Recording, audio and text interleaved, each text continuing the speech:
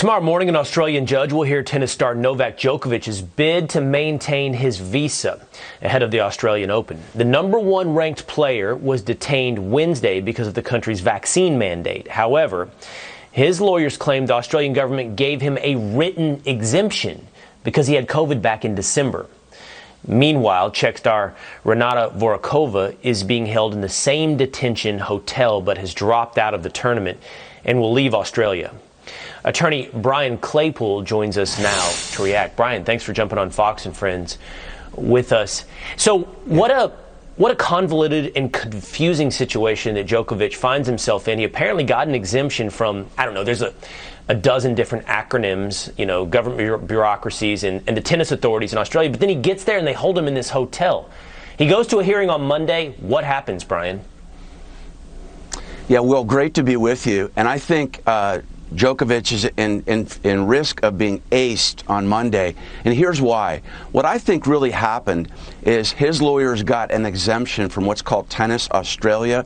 That's the private organization that runs the Australian Open. I don't think his lawyers went to the federal government and got the exemption from the government.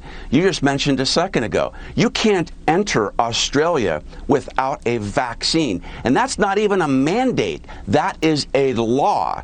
So I think that his lawyers made a mistake, didn't get it from the government, and the Prime Minister on Wednesday even made a public statement and said, hey, Djokovic, if you're coming here for the tournament, you better have your medical evidence ready. That was a signal that it's not going to be enough coming from Tennis Australia.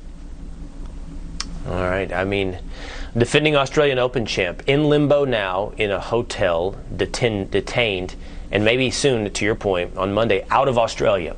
Let's turn back here to the United States. Alec Baldwin, he hasn't turned over his cell phone, Brian. This is a month after a warrant was issued, and he's now become the target of an investigation in New Mexico and along with New York authorities. So, look, I don't want to turn my phone over to anyone either. I mean, it's just, I don't know, it's one of the most private things in your life now. But that being said, a warrant was issued, and it's certainly suspicious for him to, it looked, I lean on you, it looks suspicious to not comply with a warrant.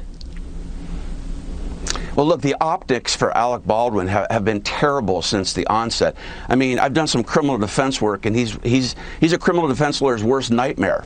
That said, though, this investigation by the Santa Fe Sheriff's Department has been tantamount to like the Bad News Bears. I mean, let's remember that Baldwin is the gentleman that had the gun in his hand when Helena was killed.